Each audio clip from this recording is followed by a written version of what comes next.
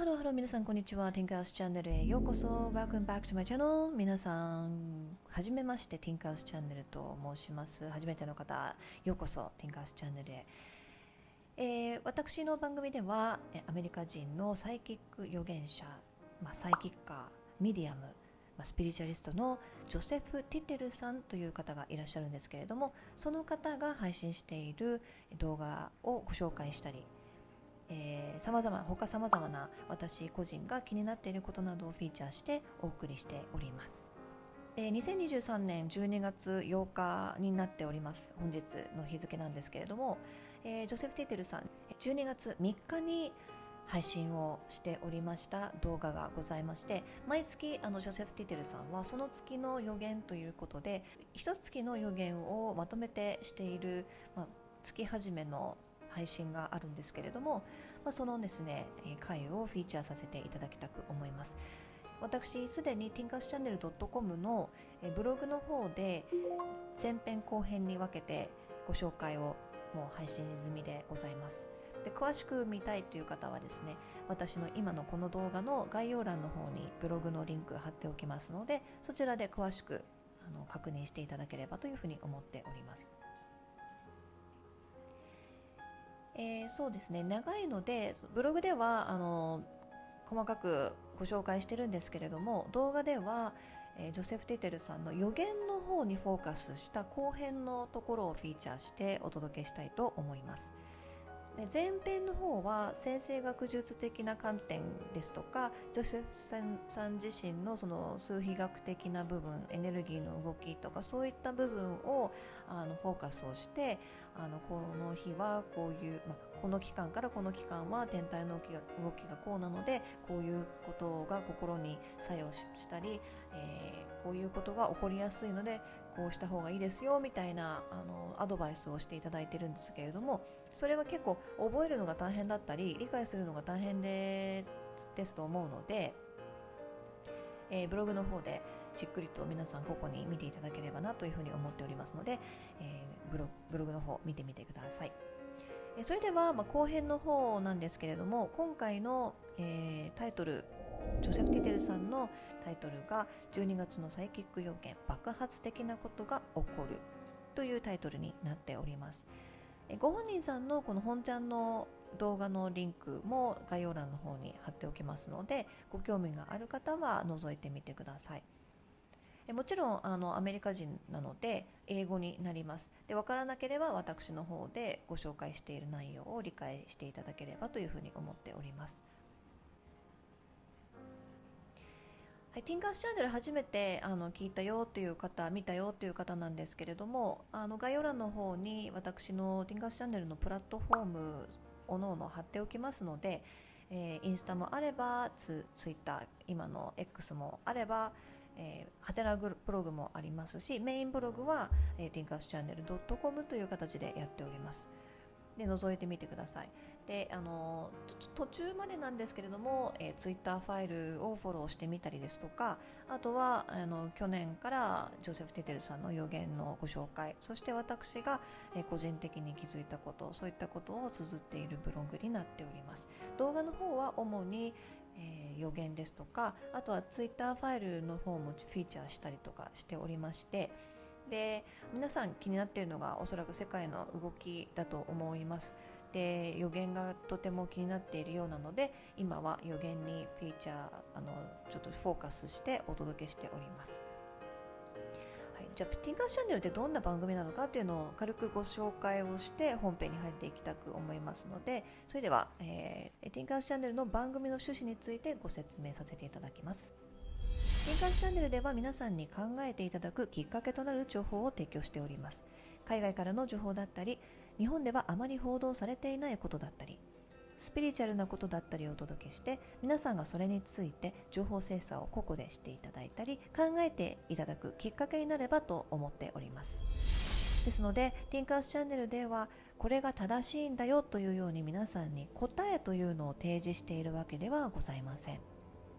答えは提供しておりませんので、何事もご自身で疑っていただき、いい意味で疑っていただき、情報精査をご自身でしていただく。自分なりに考えて答えというのを模索していただきたいというふうに思っております。この考えるプロセスというものこそ自分軸をしっかり持つことにつながっていくことだと私は信じております。皆さんの考え、直感というのは宝物だというふうに思っております。自分の直感を磨いてお互いに成長していけたらいいなということで始めた番組になっておりますので、皆さん応援のほどよろしくお願いいたします。ティンカースチャンネルにチャンネル登録をいただいている皆さん、本当にありがとうございます。皆さんのサポート本当にありがたく思っております。まだまだ小さな番組でございますので、ぜひともチャンネル登録の方を、ぜひともよろしくお願いいたします。できれば周りの人にもおすすめしていただけるような番組にしていけたらなというふうに思っております。小さな私個人の力になりますが、見ていただけるように努力いたしますのでよろしくお願いいたします。それでは本編の方に入っていきたいと思います。2023年12月3日に配信されたジョセフ・ティテルさんの予言、12月のサイキック予言、爆発的なことが起こる。私の方では12月の予言の先生術学編と予言編に分かれておりますので、予言編の方をお伝えしていきたく思います。はい、それではまずはじめ、今年最後のエネルギーシフトというのが発生するよというふうにジョセフさんはお話ししていただいております。この前編の方で先生術のお話をしてくれたジョセフさんなんですけれども、最後の満月の日が12月26日、日本時間では12月27日に観測されるという予定なんですけれども、これが蟹座の位置で起こる、蟹座の影響を受けての満月というふうになるそうです。冬至が、冬に至るという漢字を書いて冬至、冬至が12月22日に起こるそうなので、5日後、ここから2023年最後のエネルギーシフトに入っていくそうです。ちなみに古代の歴史からすると、冬至というのが年の区切り目になるというふうに考えられていたそうです。なので冬至から、新年新しい動きが始まるよというふうな説明もジョセフさんは先生学術編の方でお話をしていらっしゃいました。で、どんなエネルギーが流れてくるのかと言いますと、水を象徴とする蟹座のエネルギーということなんですね。ジョセフさんがおっしゃるには、蟹座は水を象徴としている星座らしいんですね。その影響からお水に関した事象が世界各地で起こるでしょうというふうに予言していらっしゃいました。南半球、中の東、これ隠語ですね。そしてアフリカ大陸が再び洪水になってもおかしくないということで、土砂ですとか山崩れに注意が必要ですよというふうにおっしゃっておりました。記憶に新しいと思いますが、中の東のドバイでの洪水、今でも、いろいろですね、パキスタンとかあっちの方では洪水が結構大雨が降って洪水になってしまったりしていることが多くなってきているんですね。で、そういったことが、この先南半球、そしてアフリカ大陸でも起こるのではないか、リビアとかもありましたから今年は、そういったことがこの先も起こっていく可能性があります。で、これが、12月27日からですね、そのエネルギーが発生するので、注意してくださいというふうにおっしゃってました。特に、中の東のエリアはお水にカバーされるぐらいすごい洪水に見舞われる可能性があるよというふうにおっしゃっておりました。このお水ということがお米の国にも起こるというふうに注意喚起していらっしゃいました。水害に関してはお米の国の特定の州に注意を呼びかけていらっしゃったんですけれども、ジョセフさんおっしゃるにはカリフォルニア州、ワシントン州、オレゴン州は、洪水やブリザードなどに警戒が必要ですよというふうにおっしゃっておりました。標高が高い場所というのは特に気をつけた方がいいということで、2、3フィートの雪が積もるような場所も出てくるよというふうにおっしゃっておりました。そしてコロラド州も雪崩ですとか、そういったことに注意していただきたいというふうにおっしゃっておりました。ジョセフさんがおっしゃるにはスピリットが、ジョセフさんは精霊みたいなスピリットがついてるんですけども、スピリットが見せてくれたビジョンでは、雪崩でロッジが埋まってしまうという光景を見たそうです。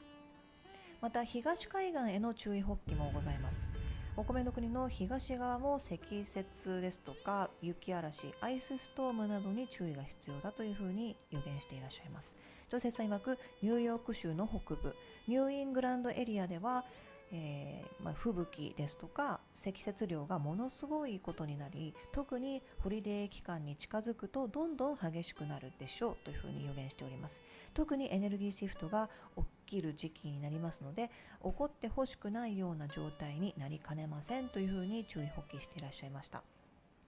エネルギーシフト期間中というのはコミュニケーション、通信などの障害が起こりやすいということなので、旅行などが困難になるというふうに予言をしていらっしゃいます。で、12月は旅行が悪夢と化すというふうにジョセフさんは口を酸っぱくするほどに、過去から予言をしていらっしゃるんですけれども、ジョセフさん曰くスピリットにビジョンを見せてもらいましたが、空港で寝泊まりを余儀なくされている旅行者がいる光景を見ました。これがどこの空港かは分かりませんが、誰もが経験したくないことなのではないでしょうかというふうにジョセフさんは、遅延ですとかフライトのキャンセル、そういったことが起こりやすくなってますので、余裕を持って行動しましょうというふうにジョセフさんはおっしゃっておりました。プレートが動く天変地異の予言。これからプレートというのがもっと動くようになるよというふうにジョセフさんは予言しております。預言者でなくてもこれだけ地震ですとか噴火が多くなってくると、いつどこで噴火が起きても地震が起きてもおかしくないんじゃないかというふうに思えてきてませんか皆さん。ジョセフさん曰く3つの地震が連続するかもしれないというふうなことをおっしゃっておりました。以前も3つとか連続する複数の地震が起こるよというようなことを過去に予言していたことがあるんですけれども、複数の地震が連続して起こるという予言を今回もお話ししていらっしゃいました。ジョセフさん曰く少なくとも大きな地震が1回は起こりますが、これはトルコ地震とか、そういった大きな地震だということなんですけども、複数起きる可能性があります。トルコで起きた規模で起こる可能性があるのです。またの機会に詳しくお伝えしますというふうにジョセフさんは今回短くおっしゃっておりましたけれども、連続して短期間に起こる可能性がある、2度あることは3度あるというのがジョセフさんの結構信じているエネルギーなので、2回あれば3度ある、1回以上起こる、絶対複数起こるんじゃないかということなので、3回は起こるんじゃないかということなんだと思いますけども、詳しいことはまだ分かってませんので、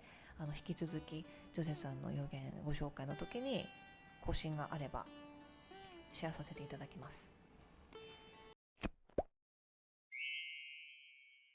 12月は引き続きアクシデントに注意。2023年は年を通してアクシデントが多い年というふうにアドバイスをしてきていらっしゃいます。ジョセフさんの年始めの予言でも、今年はアクシデントが多い年になりますよというふうにおっしゃっておりました。サイキッカーですとか占い師がそういうふうに言っていらっしゃる方々多かったんじゃないかなという印象なんですけれども、ですが12月は月単位でもアクシデントが起こりやすい月だよというふうにジョセフさんはおっしゃっております。ジョセフさん曰く12月はアクシデントが起きやすいエネルギーです。特にエネルギーシフトがあるので、その後1月までアクシデントが起きやすい、そういったエネルギーになるでしょう。気を払いながらポジティブに過ごしてくださいというふうにおっしゃっておりました。ジョセフさんがいつも言っているのが、波動が良ければいいものを引き寄せ、悪い想像をしていれば悪いものを引き寄せるという引き寄せの法則が働いてしまうということなので、これが原則なので、波動を良くしてポジティブに過ごしていればしっかりと物事をこなせそうということで、皆さんあまり悪いことを考えずにポジティブに生きてくださいというふうにおっしゃっておりました。乗り物に注意。特に12月中旬から下旬にかけてアクシデントが起こりやすいということなので、ジョセフさんがおっしゃるには12月中旬から下旬ですが、天候によるアクシデントも考えられますというふうにおっしゃっておりました。そして橋に関わるアクシデント、ブリッジですね。アクシデントでも橋に関わることが起こるというふうに予言をしていたジョセフさん。彼がおっしゃるには、11月にカナダとお米の国をつなぐ橋で事故が起こりました。国境の検閲のところで事故があったんですけれども、その事故のようなことが再び起きますというふうにジョセフさんは予言をしていらっしゃいました。ちなみにニューヨークの国境の検問のところでですね、ドッカンが起きてしまったというニュースが過去にありました。11月にありましたので、これと同じようなことが起こってしまうんじゃないかというのがジョセフさんの予感だそうです。そして別件で橋が崩れるというビジョンも見たそうです。スピリットが見せてくれたビジョンには橋が崩壊する光景があったそうで、ジョセフさん曰くどう起こったか、原因がわからないんですけれども、崩れる瞬間は見ました。凍りつくような冷たい水の中に乗り物が落下していくのが見えました。もしかしたらお米の国の北部かカナダなのかもしれませんというふうにおっしゃっておりました。またロの国の、これ隠語の国なんですけども、旧ソビエトですね。ロの国の可能性もあるというふうにおっしゃっておりました。ですが、もしかしたらそれは別件なのかもしれないというふうにおっしゃっているので、ロの国に関してはまだ明確ではないそうです。女性さん曰く、橋に関してはこの先数ヶ月はかなりフォーカスされるものになりそうですというふうにおっしゃっておりまして、その橋に関わる何かが起きやすいというふうにおっしゃっておりました。複数のバス事故を予言。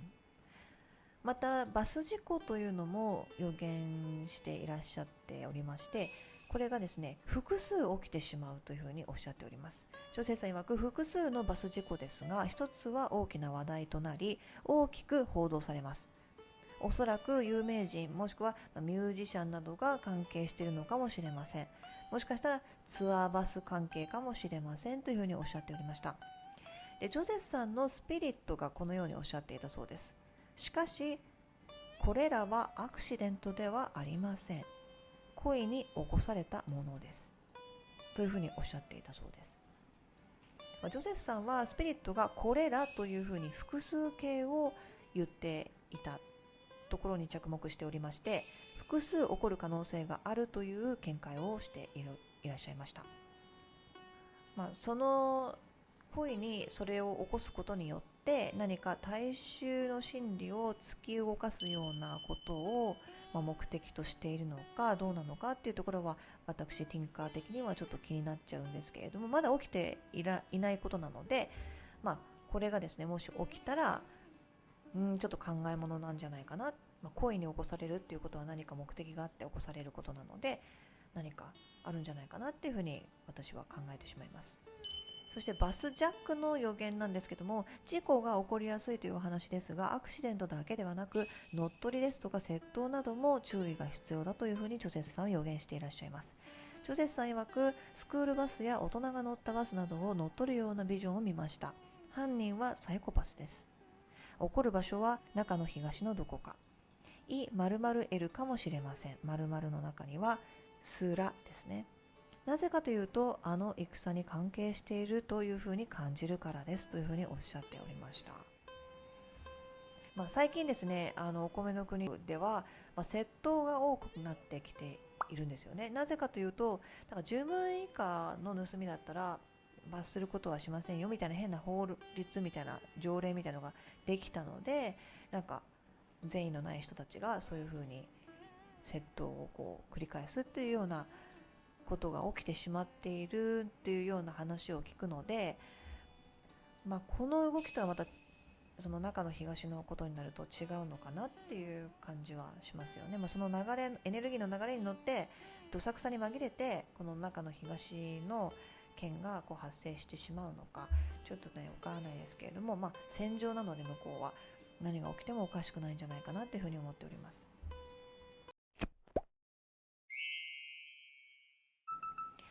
飛行機に関係するアクシデント、ここ数ヶ月とても予言されているのが飛行機に関してなんですけれども、過去の予言を飛行機というキーワードでブログ内検索していただくと結構出てくるのがわかると思いますので、ちょっとやってみてください。水中に破片があるビジョンがまずあったということで、一つ目のビジョンは水中に飛行機の破片があるのを見たビジョンだったそうです。ジョセフさん曰く、スピリットが見せてくれたビジョンには複数の飛行機が破壊される光景でした。墜落の瞬間は見ませんでしたが、飛行機の翼は取れていて、片方の翼が取れていて、大きな水たまりが見えました。それは川だと思います。近くには橋のようなものがありました。で、ジョセフさん曰く、なんか橋にぶつかったとかそういうことではないらしいんですけれども、そういった光景が見えたそうです。で、そしてまた別件の情景が見えたということで、地面に今度は破片が落ちているビジョンだったらしいです。もう一つのビジョンは水辺ではなくて地面に残骸がある、そういった光景を見たそうなんですけれども、ジョセフさん曰く1マイルぐらいの広がりで残骸を見ました。一部は空き地で、あとは森の中にこう入っていく感じで、これは小さな飛行機ではなく大きな飛行機のような感じがします。場所はヨーロッパかもしれません。なのでちょっとこう落ちた時にもしかしたらこの空き地みたいなところからズズズズって森に入っていったのかもしれないというようなことを、ジョセフさんはご自身のビジョンの考察をしていらっしゃいました。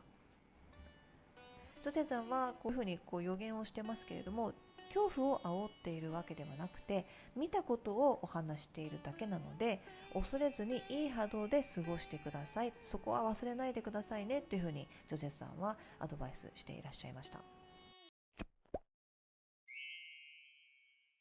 新月と赤い国、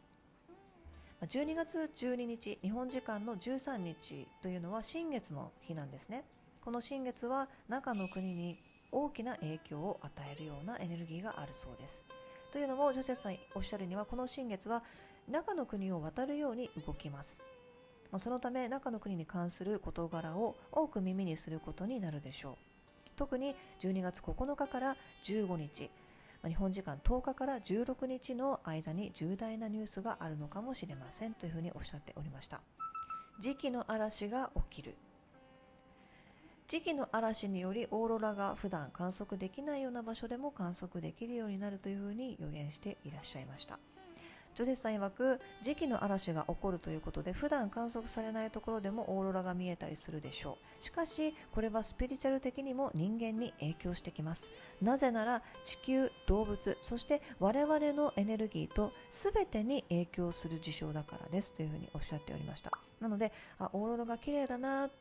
こんなところでも見れるんだという、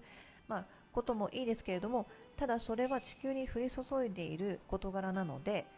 大きく人体、精神に影響する、環境にも影響するよというふうにジョゼフさんはおっしゃっておりました。大地を揺らす。この磁気の嵐が起こると直接地球に影響を及ぼすので、大きな地震が起こりやすいですというふうにジョゼフさんは予言しております。ジョゼフさん曰く、磁気の嵐が起きると地球が大きく揺れる可能性があります。そして大地を揺らすということは大噴火も起こる可能性があります。噴火に関しては過去に予言しております。なので注意してくださいということをおっしゃっておりました。で、過去の噴火の予言、少しご紹介をしておりますので、概要欄の方から過去の予言のリンクをチェックしてみてください。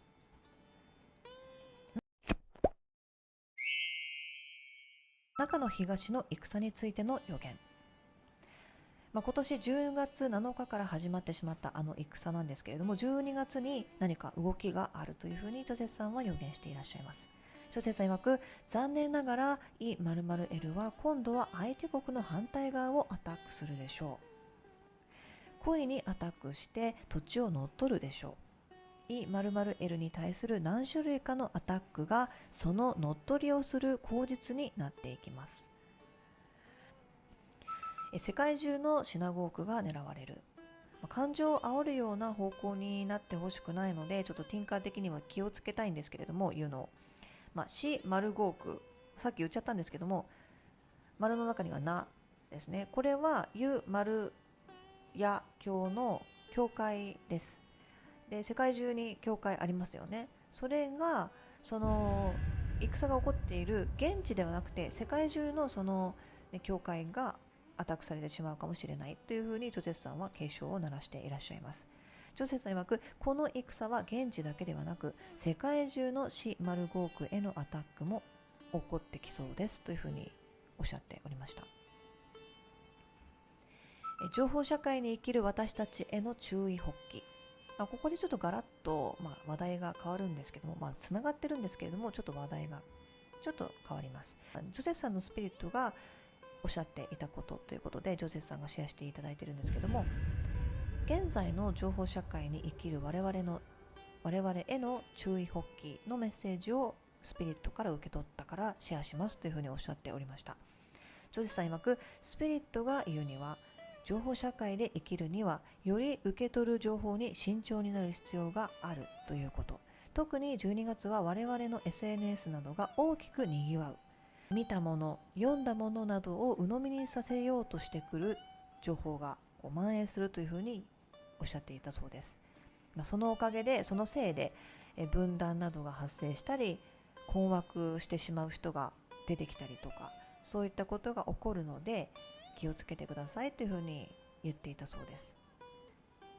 基本的にオンラインで読む情報、見る情報に関しては慎重にならなければならないというふうにジョセフさんは真剣にお話をしていらっしゃいました。ティンカースチャンネルでは皆さん一人一人が考えて物事の真髄を見極められる直感を養えるようにという願いを込めて配信しております。なので答えを求めるのではなく、物事をさまざまな視点から考え考察し続けるということが大事なのではないかなというふうに思っております。どうしても私たちっていうのは感情があります。みんないい人なので、いやこれは間違ってる、こんなのおかしいっていうふうに感情的になってしまうことはあると思います。私もあります。ですが、もしかしたらそういったいい人っていう私たちの心を揺さぶる、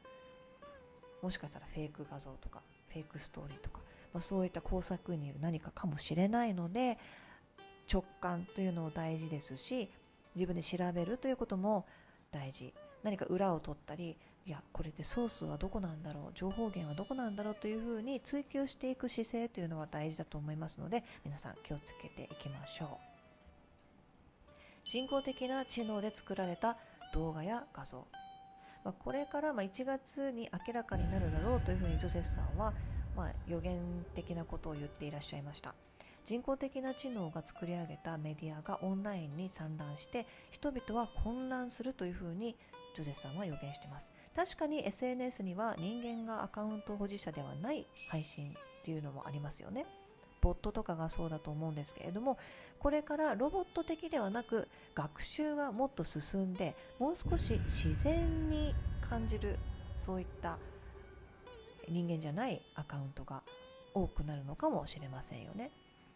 それこそ何が本物なのかより分かりづらくなる時代に突入していくと思うので、皆さん今のうちにですね、直感を磨いて、人間特有の、多分人工のね、あれらには直感とかそういった宇宙的なものはないと思いますので、私たち人間しか持ち得ないそういったスピリチュアル的な部分というのも持ち合わせて、追求していかなければならない時代なんじゃないかなっていうふうに思っております。暴動が起こる予言。ちょっと話題変わります。進んでいきますけれども、商業施設ですとかクリスマスショッピングでにぎわう場所などで暴動が起こるというふうな予言でございます。ジョセフさん曰く、暴動ですが窃盗や、撃ったりバンバンしてしまう事件っていうのが勃発してしまうそうです。お米の国で数件、複数起こってしまうというふうにジョセフさんはおっしゃってます。しかしカナダも例外ではないですというふうにおっしゃっておりました。そしてバンバン撃つ事件はフランス、そして E○○L でも起こりそうです。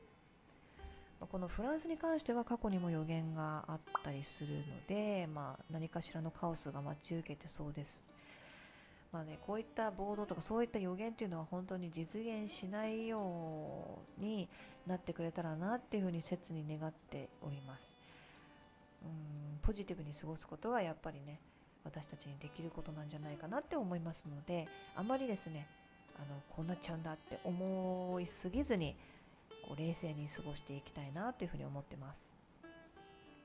エネルギーシフトを境に激化する抗議活動。2023年予言トップ10バージョン2でも予言されていましたけれども、デモや暴動が激化する年でしたよね、今年は。そして今年の12月27日のその満月からのエネルギーシフトから、さらにそういったことが激化していくというふうにジョゼスさんは予言していらっしゃいます。ジョゼスさん曰く、年末から1月にかけてより暴力的な要素を持った抗議活動が起こりそうです。平和的に抗議している人に紛れて攻撃的な抗議をしたり、問題を起こすパターンも出てきます。惑わされないでくださいというふうにジョゼスさんはおっしゃっておりました。抗議活動ってこんなカオス巻き起こしちゃうんだよっていう印象を持たせたい勢力っていうのがわざと悪賢くこうやってくるかもしれないので、やっぱりね、物事の真髄というのを見極められる心を養っていかなきゃいけないんじゃないかなって思ってますので、皆さん精神統一して瞑想してお祈りして、いつでも正常心でいられるように、いつでも情報精査できるようにしておきましょう。警察が問題を大きくする。無実の人に対してですけれども、警察が介入することによって社会的な注目を浴びてしまいそうだというふうにジョゼスさんはおっしゃっております。ジョゼスさん曰く、警察が介入してきます。良い警察官もいますけれども、無実の人を傷つけてしまう警官もいそうです。法律を悪賢く使うのかもしれませんというふうにおっしゃっておりました。場所によっては戒厳令も発令されるかも。ジョゼスさんは2023年の予言トップ10バージョン1の方で第1位に戒厳令発令を挙げておりました。今でも1位なのかはちょっと私はちょっと微妙かなと思うんですけれども、ジョゼスさん曰く、戒厳令はエリアによって発令される場所があるかもしれません。今月か来月に起こるかもしれませんというふうにおっしゃっておりました。ちなみにジョゼスさんの予言というのは、いつ起こるかというその時期について明確に当てるというのは、ほぼほぼ難しいんじゃないかなっていうふうにおっしゃっております。なので占星術ですとか、占星術ですとか、数秘術、いろいろなエネルギー関係のこととか、そういった暦とかそういうのを利用して、このエネルギーだからこの時期に起こるんじゃないかっていう明度をつけているみたいなんですけれども、大体そういった見たビジョンですとか、そういった予言は 2,3 年以内には叶うことが多いですというふうにジョセフさんご本人はおっしゃっておりました。感染が巻き起こる予言について、この予言も新年の予言でおっしゃっていたことなんですけれども、ところどころで過去に更新を続けている予言ですが、ジョセフさん曰く、感染爆発の予言は今年初めからしていましたね。新しいタイプの感染だったり、インフルの爆発的な感染だったりが起こるというふうに予言しておりましたが、今まさにインフルが猛威を振るっております。オハイオ州や日本などがかなり多いらしいですというふうに、日本をですねちょっと例に挙げられてしまっておりまして、確かに今インフルエンザ、猛威を振るってしまっているという報道がされておりますので、免疫が一番大切だと思いますので、皆さん免疫をつけてこの冬乗り切っていただければなというふうに思っております。病は気からということなので、やはり波動を上げてポジティブなやっぱりエネルギーをですね、振動をポジティブにして過ごすということが一番の対策になるんじゃないかなというふうに思っておりますので、皆さんそこのところをですね極めていただければなというふうに思っております。マスク再び、これを聞いて残念だなって思う方が多いかもしれませんけれども、ジョセフさんはこのようにおっしゃっておりました。再びマスクが推奨されるようになることがあるかもしれません。そういったエリアが出てくるかもしれません。中には義務化をするような学校などが出てくるかもしれませんというふうにジョセフさんはおっしゃっておりました。ティンカー的には、これは確実にあるんじゃないかなというふうに思ってしまいます。ちょっと感染が起こると、敏感になってしまっている今社会情勢だと思うので、義務化は仕方がないことっていうふうに捉える人も少なくない気がします。そういった社会になってしまってるんじゃないかなっていうふうに思うんですけれども、お米の国は、そういったことに反発をする人たちが多くいらっしゃると思うので、それがですね、反発勢力が出てくるんじゃないかっていうふうに予言もしていらっしゃいました。学校閉鎖や学級閉鎖、学校によっては感染者が多くなると学級閉鎖をすることもありますよね。しかしジョセフさんは学校自体が閉鎖してしまうということもあるくらいだというふうに近年の風潮をお話ししていらっしゃいました。ジョセフさん曰く、感染が起こると学校を閉鎖するところもあります。そのような学校ではマスクの義務化などを組織で取り締まっていくでしょう。感染騒動のピークは12月下旬から1月初旬になるのではというふうに予言をしていらっしゃいます。忘れないでほしいのはスピリットが言っていたことですよね。過去にスピリットはこのようなことを言っていらっしゃいました。心配しすぎないでください。どうしても感染だわーってパニックになってしまう、恐れるがやっぱり広がってしまうので、恐怖が広がることでパニックになってしまう、過剰に反応してしまうということがあるかもしれませんけれども、これは収束していく問題なので、免疫を上げていれば怖いことはありません。心配しすぎないでくださいというふうにおっしゃっておりました。冬至翌日の22日に注意。古代の習わしでは冬至は新年という位置づけをしていたそうなんですけれども、翌日の22日というのは数比学的に見てとてもパワフルな数字だということです。ジョゼフさん曰く、冬至を迎えた翌日の22日というのはとてもパワフルな日というふうに捉えられます。先生学術的に見ても地質学的に見ても冬至と満月の境になる日なので意味がある日なんだというふうに言っていらっしゃいました。12月で重要な日、22日もマスターナンバーだということもありパワフルな数字がつく日ですよね。しかし12月は他にもエネルギーが強い日があります。ジョセフさん曰く、12月は7日、これは日本時間で8日、日本時間で言ってきますね。日本時間の12月8日、13日、16日、25日、そして26日が重要な日です。特にクリスマスイブとクリスマスの日というのは冬至とエネルギーシフトとの間に位置しているので警戒が必要です。そういう日、重要な日というのを闇の勢力、支配者というのはうまく利用して自らの計画の遂行をしていっております。今年は7の波動という年なので、エネルギーが